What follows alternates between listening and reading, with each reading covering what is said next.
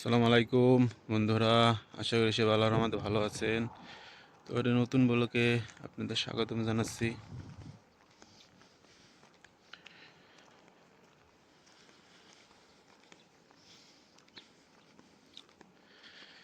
মনে করেন আপনি এখন বাংলাদেশে আছেন, আপনার মনে অনেক ইচ্ছা আপনি বিদেশে যাইবেন, বিদেশে যেয়ে কাজ করবেন, বিদেশে যেয়ে কাজ করে দেশে টাকা পাঠাইবেন, ওই টাকা পয়সা দিয়ে আপনার পরিবার পুরো চলবে।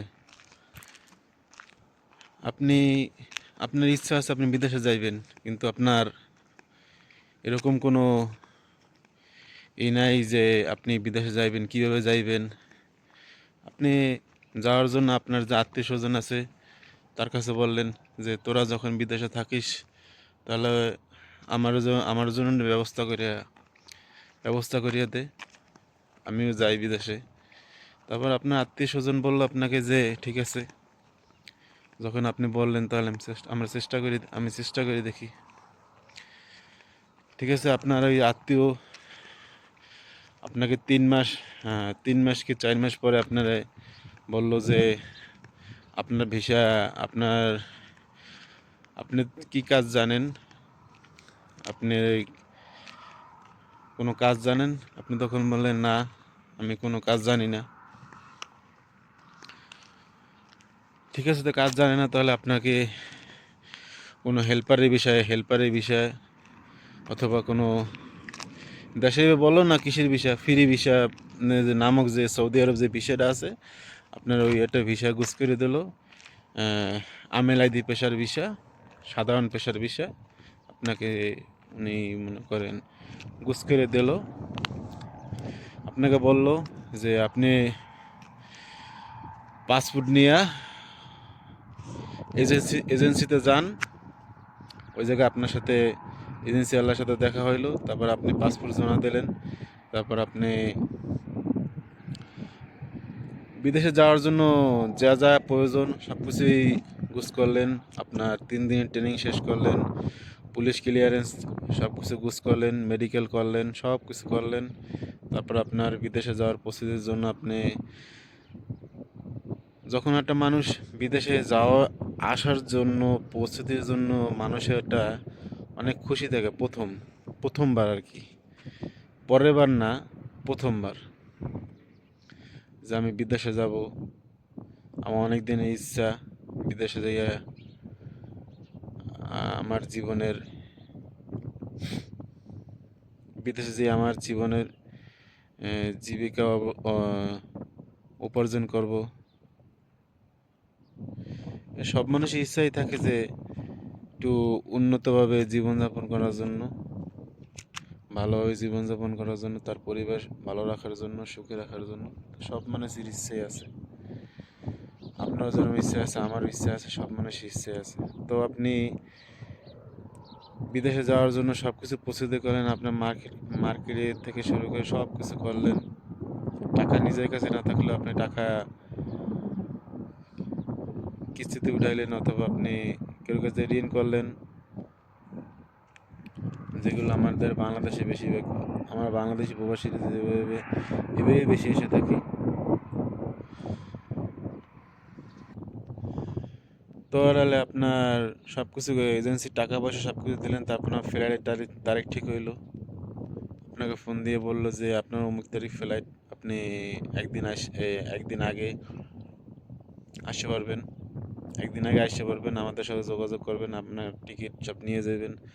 তো আপনি একদিন আগে গেলেন, যাওয়ার পরে আপনি টিকিট নিলেন, টিকিট নেওয়ার পরে আপনার সব কিছু কাগজপত্র নিলেন সাথে, নেওয়ার পরে আপনি যাওয়ার জন্য প্রস্তুত। এয়ারপোর্ট আসছেন, এয়ারপোর্টে এয়ারপোর্টে আসছেন, এয়ারপোর্টে বোর্ডিং পাস সব কিছু শেষ করছেন। শেষ করার পরে আপনি প্লেনে উঠছেন। আপনার জীবনে প্রথম, আপনার অনেক দিনের ইচ্ছা ছিল যে প্লেনে উঠবেন, এতদিন আকাশে দেখছেন উড়ে যাইতে আছে, আর চিন্তা করছেন কীভাবে উড়ে যায় মানুষ নিয়ে। এখন আপনি নিজেই প্লেনে উঠছেন, আপনার মনে একটা আলাদা একটা ফিলিংস আসছে যে আমার অনেক দিনের ইচ্ছা ছিল আমি প্লেন উঠবো, প্লেন উঠটা বিদেশে যাব। তো আল্লাহ আপনার ওই মনে আশাটা পূরণ করলো। ওইটা আসলেন সৌদি আরব হোক যে দেশ হোক, আপনি আসলেন, এয়ারপোর্টে নামলেন। নামার পরে আপনার কফিলের যে লোক আপনাকে এয়ারপোর্ট নিতে আসলো, আর ফ্রি ভিসায় যদি আসেন তাহলে তো আপনার কফিলের লোক আসবে, কফিলের লোক আসবে না, আপনি যার মাধ্যমে আসবেন সে আপনাকে রিসিভ করে আনবে তার কাছে। ফ্রি ভিসায় যদি হয়ে থাকে তাহলে আপনার ওই যে যার কাছে আসবেন, যে দালালের কাছে আসবেন, ওই দালালের কাছে থাকবেন। দালাল কাজ যদি কুচকিয়ে দেয়, ভালো হলে তো কাজ কুচকিয়ে দেয়, আর না ভালো হলে তো কাজ কুচকিয়ে দেয় না।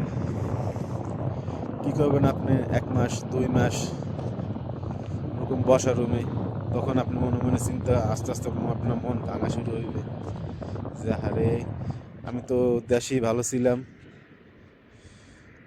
দেশে আমার মা বাপ বউ, বিয়ে শাদী যদি করে থাকেন তাহলে বউ, ছেলে সন্তান থাকে তো ছেলে সন্তান নিয়ে ভালোই আসলাম, কিসের জন্য আমি বিদেশে আসলাম। এই আপনার আস্তে আস্তে মন ভাঙা কিন্তু শুরু হয়ে যাবে। আস্তে আস্তে মন ভাঙা মানে ওই মন ভাঙা না, আপনার মনে একটা যে আবেগটা ছিল, আবেগটা আস্তে আস্তে নষ্ট হয়ে যাওয়া শুরু করবে। তারপরে আপনি, আপনার যদি ওই দালাল ভালো থাকে তাহলে আপনার এই দালালে একটা কফিলের সাথে কাজ গুছিয়ে দিল। ওই লোকটার কাজ হয়েছে মাজরায়। মাজরা বলতে আপনার আমরা যে ক্ষেত বলি, এই যে জমি বলি, যে ফসলের জমি, ওগুলো এদিকে মাজরা বলে। তাহলে আপনার কাজ গুছিয়ে দিল মাজরায়। কি কাজ? সবজির কাজ।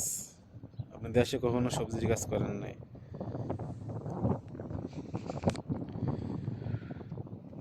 তো কি করবেন আপনি? 3-4 লাখ টাকা খরচ, 3-4 লাখ টাকা খরচ করে বিদেশে আসছেন। কি করবেন? বাধ্যতামূলক ঋণ করে আসছেন, আপনার ঋণ করে আসছেন, আপনার করাই লাগবে। তো তারপরে কি করলেন? মাজার কাজ শুরু করলেন। মাজরা কাজ শীতের দিনে একটু কষ্ট কম হয়, কিন্তু গরমের দিনে অনেক কষ্ট হয়। তো যারা মাজরায় কাজ করে তারা জানে যে কত কষ্ট হয়। কি করবে ভাই? একটা ছেলে মানুষের তার অনেক দায়িত্ব থাকে মাথায়। ওই দায়িত্ব মাথায় নিয়ে সে অত কষ্ট করে এই কাজ করার পরে ওই পয়সা উপার্জন করে তারপরে দেশে পাঠায়।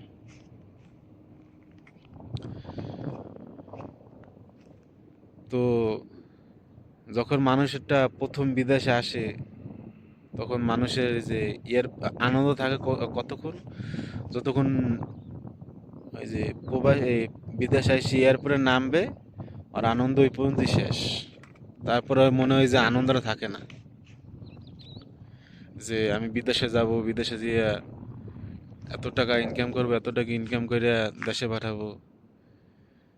দেশে বইয়ে মনে হয় অনেক কিছু, কিন্তু বিদেশ আসার পরে, কাজ করার পরে আর ওই মনে থাকে না।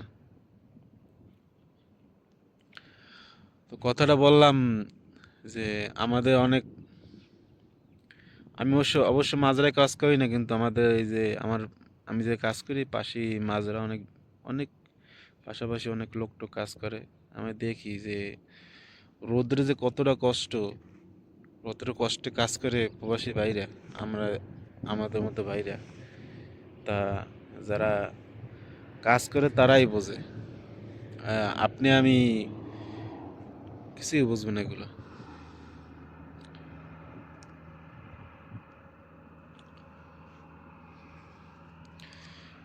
তো আশা করি সবাই ভালো থাকবেন।